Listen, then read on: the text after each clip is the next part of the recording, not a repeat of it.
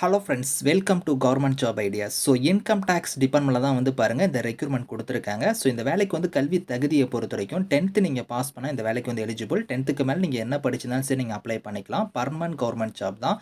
சேலரின்னு பொறுத்த வரைக்கும் starting salary உங்களுக்கு 30,000க்கு மேலே தான் வந்து இருக்க போகுது. ஃபீஸ் அந்த மாதிரி எதுவுமே கிடையாது. உங்களுக்கு வந்து ஃப்ரெஷர்ஸ் நீங்கள் அப்ளை பண்ணிக்கலாம். இன்டர்வியூ கூட உங்களுக்கு வந்து கிடையாது. ஸோ லாஸ்ட் டேட் வந்து பாருங்கள் 22 செப்டம்பருக்குள்ளே நீங்கள் ஆன்லைனில் வந்து அப்ளை பண்ணிக்கோங்க. ஸோ இப்போ அந்த வேலைக்கான நோட்டிஃபிகேஷன் டீட்டெயில்ஸ் நம்ம பார்க்கலாம். நீங்களும் நம்ம சேனலை சப்ஸ்கிரைப் பண்ணலாம், சப்ஸ்கிரைப் பண்ணிக்கோங்க.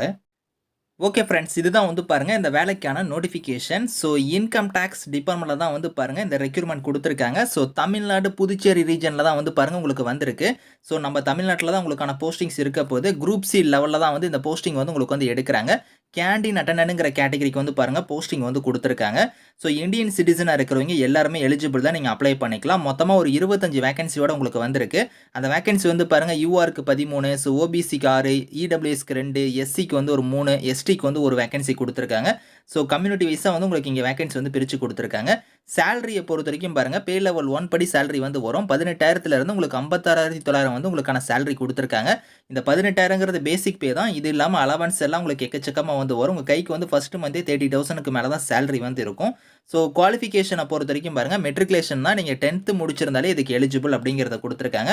ஸோ மெட்ரிகுலேஷன் மீன்ஸ் உங்களுக்கு வந்து 10th சிபிஎஸ்சி இந்த மாதிரி வந்து எல்லாருமே இதுக்கு எலிஜிபிள் தான். ஸ்டேட் போர்டாக இருந்தாலும் சரி நீங்கள் வந்து அப்ளை பண்ணிக்கலாம். 10th மேலே நீங்கள் 12th டிப்ளமோ டிகிரியோ அந்த மாதிரி வந்து வேறு என்ன நீங்கள் படிச்சிருந்தாலும் சரி நீங்கள் அப்ளை பண்ணிக்கலாம். 10th தான் வந்து மினிமம் குவாலிஃபிகேஷனாக கொடுத்துருக்காங்க.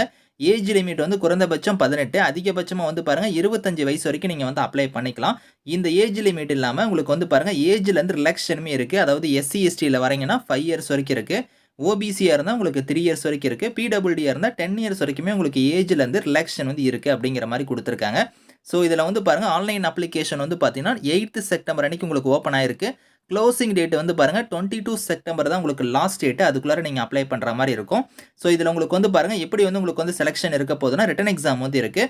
ஷார்ட் லிஸ்டட் கேண்டிடேட்ஸ் எல்லாத்துக்கும் ரிட்டன் எக்ஸாம் வந்து இருக்கும். அது வந்து 1 அக்டோபர் அன்றைக்கி உங்களுக்கான எக்ஸாம் வந்து உங்களுக்கான இது வந்து ஷார்ட் லிஸ்டட் கேண்டிடேட்ஸ்க்கான லிஸ்ட் வந்து உங்களுக்கு வந்து வெளியிடுவாங்க.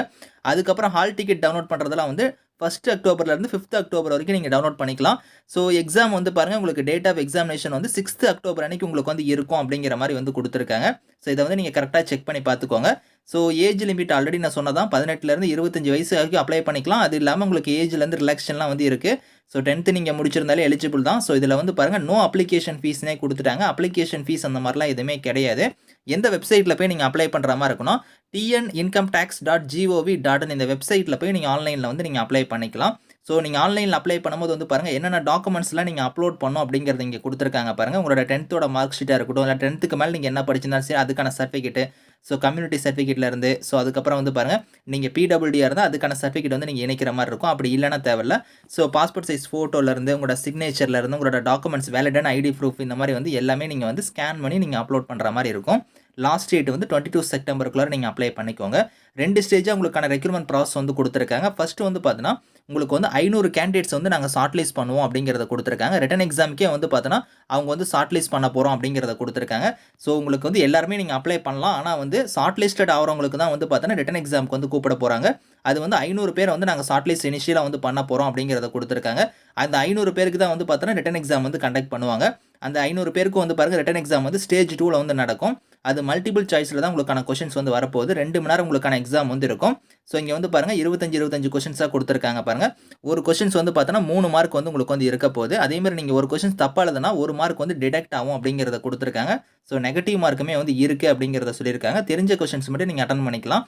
இதில் உங்களுக்கு சிலபஸ் வந்து பார்த்தோன்னா 10th ஸ்டாண்டர்ட் லெவலில் தான் உங்களுக்கான சிலபஸ் வந்து இருக்க போகுது. அதுவுமே வந்து பாருங்கள் இங்கே கொடுத்துருக்காங்க. இந்த சிலபஸ்மே வந்து நீங்கள் செக் பண்ணிக்கலாம். ஈஸியாக தான் உங்களுக்கு இருக்க போகுது. So date of written exam வந்து இங்கே கொடுத்துருக்காங்க பாருங்கள். 6th அக்டோபர் அன்றைக்கி உங்களுக்கான எக்ஸாம் டேட்டு. டைம் வந்து பார்த்தோன்னா 11 AM 1 PM வரைக்கும் உங்களுக்கான எக்ஸாம் வந்து நடக்கும். பிளேஸ் வந்து பாருங்கள் சென்னையில் தான் உங்களுக்கான எக்ஸாம் சென்டர் வந்து இருக்க போகுது. எக்ஸாமுக்கான வென்யூ வந்து பார்த்தோன்னா ஆல் டிக்கெட்டில் வந்து நாங்கள் மென்ஷன் பண்ணுவோம் அப்படிங்கிற மாதிரியே வந்து பாருங்கள் இங்கேயே கொடுத்துட்டாங்க. ஸோ இதை தவிர வந்து பார்த்தோன்னா உங்களுக்கு வந்து பார்த்தோன்னா ஸோ ஹால் டிக்கெட்டுக்கான எக்ஸாமுக்கான ஹாலில் இருந்து எல்லாமே வந்து அந்த ஹால் டிக்கெட்லேயே வந்து உங்களுக்கான இது டீடைல்ஸ் எல்லாமே வந்து குடுத்துருப்போம் அப்படிங்கிறத சொல்லியிருக்காங்க. ஸோ ஃபைனல் லிஸ்ட் எல்லாமே வந்து பார்த்தீங்கன்னா, உங்களுக்கு வெப்சைட்ல வந்து நீங்க தெரிஞ்சுக்கலாம். ஸோ இதில குடுத்துருக்காங்க பார்த்தீங்கன்னா, இந்த வெப்சைட்ல போய் நீங்க ஃபைனல் ரிசல்ட் எல்லாமே நீங்க தெரிஞ்சுக்கலாம். டாக்குமெண்ட் வெரிஃபிகேஷன் வந்து உங்களுக்கு வந்து இருக்கும். ஸோ உங்களுக்கு இன்டர்வியூ அந்த மாரிலாம் எதுவுமே கிடையாது. ரிட்டன் எக்ஸாம் நீங்க கிளியர் பண்ணிட்டாலே போதும். டைரக்ட்டா உங்களுக்கு டாக்குமெண்ட் வெரிஃபிகேஷன் மட்டும் தான் வந்து இருக்க போது. ஸோ இந்த நோட்டிஃபிகேஷன், இந்த அப்ளை லிங்க்ஸ் எல்லாமே வந்து கீழ வந்து டிஸ்கிரிப்ஷன்ல வந்து குடுக்குறேன். ஸோ செக் பண்ணி பாருங்க. Thank you friends.